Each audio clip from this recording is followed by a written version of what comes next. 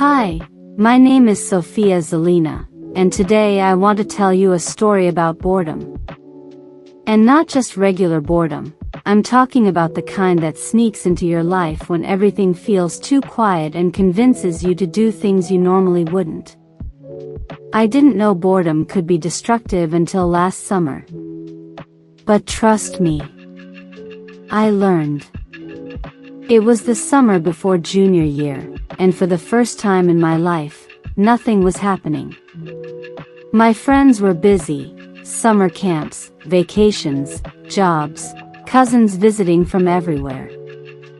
Meanwhile, my schedule looked like this: wake up, eat, stare at the ceiling, scroll on my phone until my eyes hurt, snack, stare at the wall, repeat.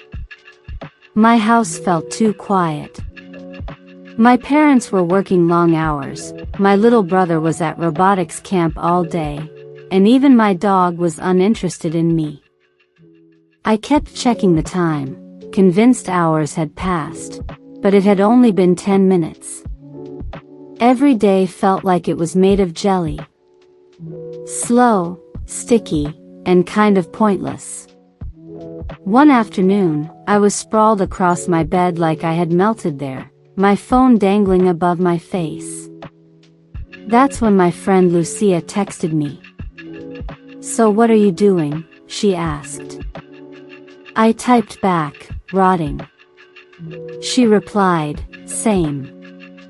I stared at her message for a second and then typed, "Wanna do something dumb?" 2 seconds later she sent, "Always." Which was our first mistake, honestly. We didn't even have an idea yet. But boredom does this thing where it makes you believe you need something exciting, even if it's risky, even if it's pointless, even if it's dumb. Lucia biked to my house, and we sat on my porch drinking melon soda. It was hot enough to fry an egg on the driveway. We stared into the distance like two exhausted adults who had lived through too much, even though we were only 16. "So," she said, "what are we doing?" "I don't know," I groaned. "Something. Anything. I'm so bored I think my brain is turning to oatmeal." She nodded very seriously. "Yeah. Boredom is actually bad for your health." "Is it?" "Yeah, totally.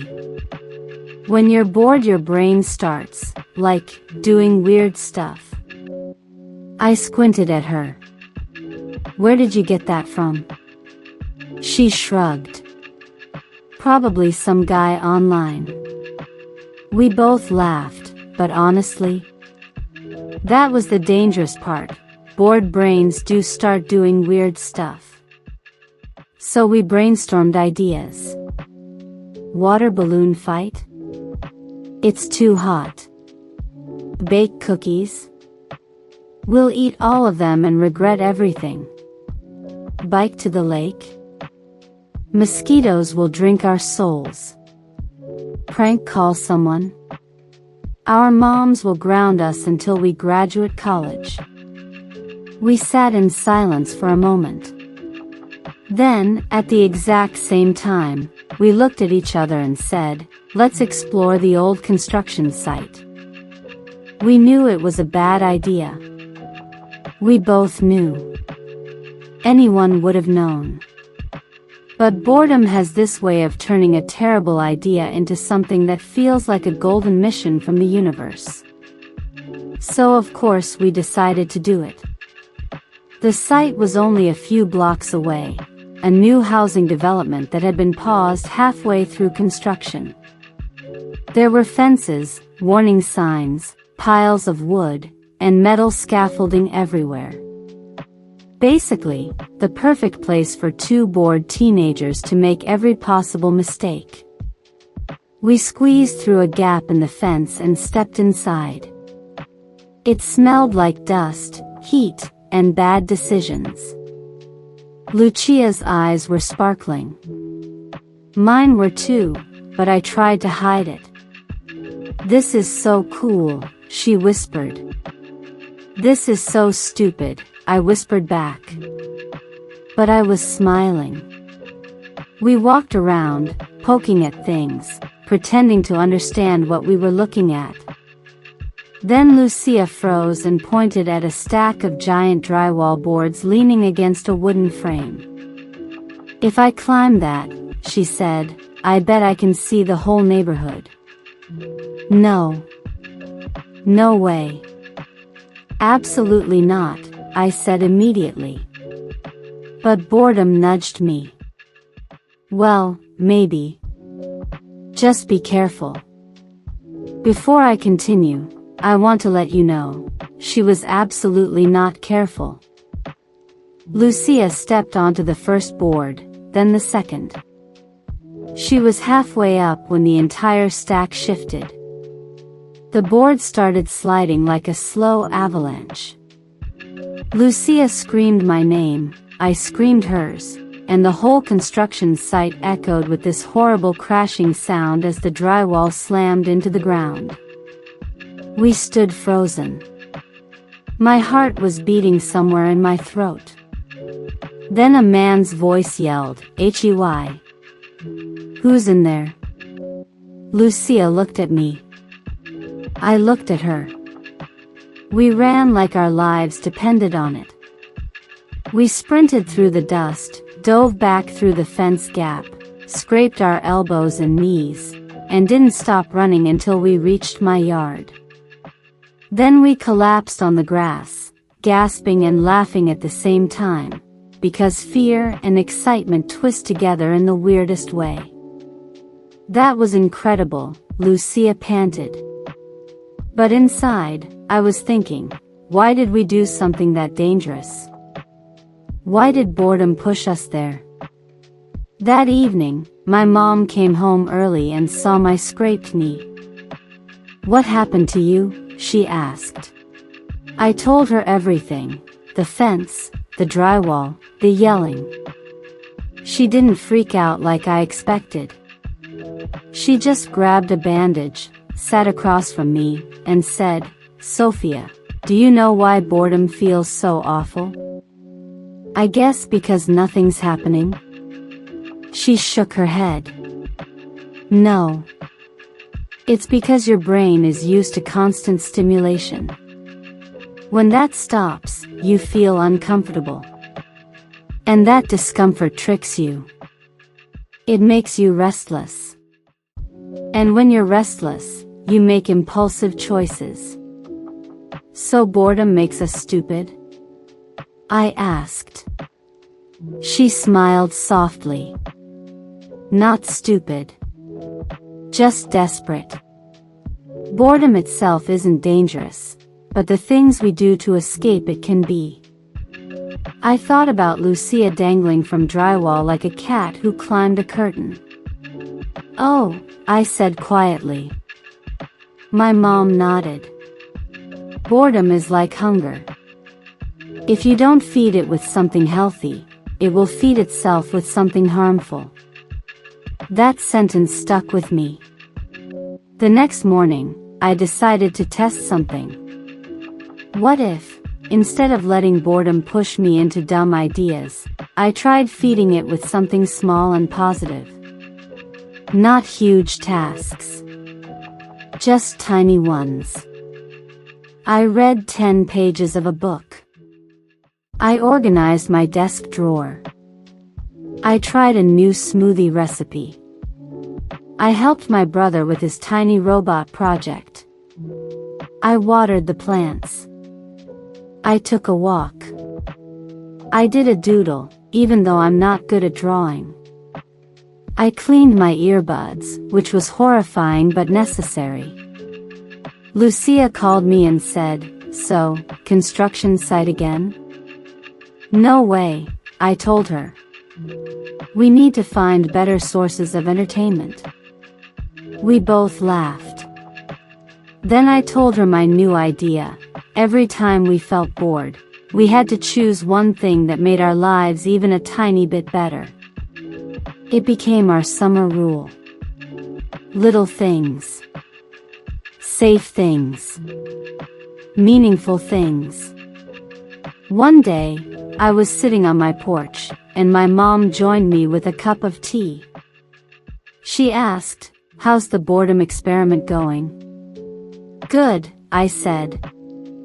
"I think we're winning. At least a little."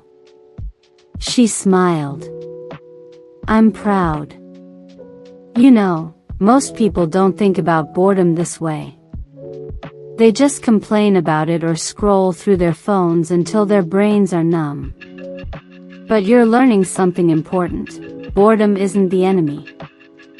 How you respond to it is." I nodded, taking a sip of my iced tea. It made me think about all the things we do when boredom hits. Some people start arguments, some people make risky choices, some people even hurt themselves or others without realizing it. But it doesn't have to be that way. Boredom can be a signal that your brain needs attention, challenge, or creativity. You just have to listen carefully. That Saturday, Lucia called me again. "Hey," she said, "I found something for us to do."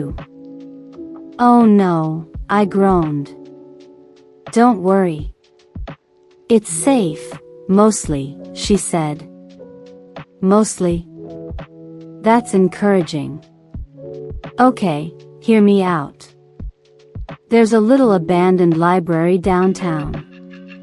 Nobody goes there. I thought we could explore it, safely this time." I laughed, remembering the drywall disaster. Safe exploration. Got it. What exactly do you want to explore? The books. The mystery. The quiet. The adventure. And maybe we can find something cool, like a hidden note or a secret passage. I sighed but smiled. Fine. But if we end up in the hospital, I'm blaming you. That afternoon, we biked downtown, laughing the whole way. The abandoned library was exactly like you'd imagine: dusty shelves, spiderwebs, sunlight filtering through broken blinds. It smelled like old paper and history.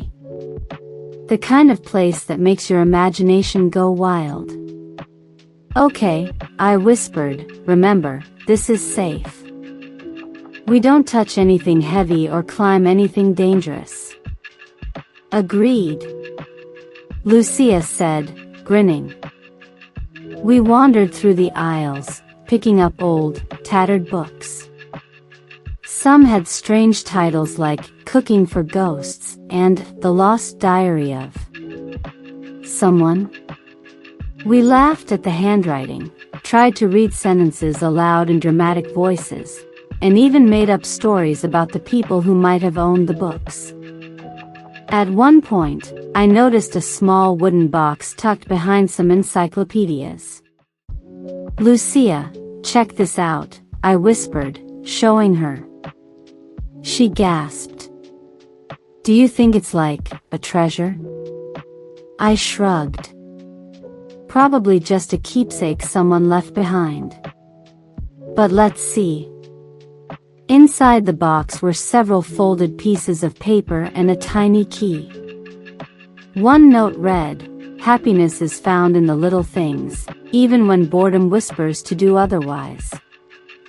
Lucia and I exchanged a look. "That's perfect," I said softly. We spent hours there, reading old notes, imagining stories about who wrote them, and turning boredom into something magical. We even started our own library scavenger game, finding random books and inventing backstories for them. When we finally left, our bikes loaded with tiny treasures and notebooks full of our own stories, I realized something. Boredom doesn't just push you toward dangerous things. It also pushes you toward creativity, imagination, and connection, if you choose wisely. By the end of the summer, I had learned something that I hope everyone, kids, teens, adults, remembers. Boredom isn't your enemy. It's a signal, a challenge, an invitation. And how you respond determines whether it leads to mischief or creativity, disaster or growth. Sometimes, I still get bored. It's inevitable. But I no longer panic. I take a deep breath, think about what I want to do, and choose something small and meaningful. I write, I draw, I read, I go on walks, I help someone, I try a recipe, I invent a story. And sometimes, I just sit quietly and watch the world, noticing things I never noticed before. Boredom can be destructive, yes. It can push you toward dangerous decisions. It can make your brain crave drama or trouble. But it can also be wonderful.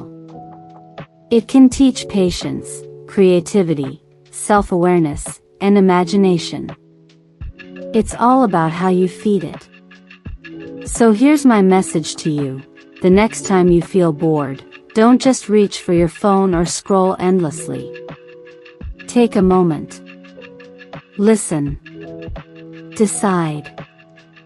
Feed your boredom with something good. Something small.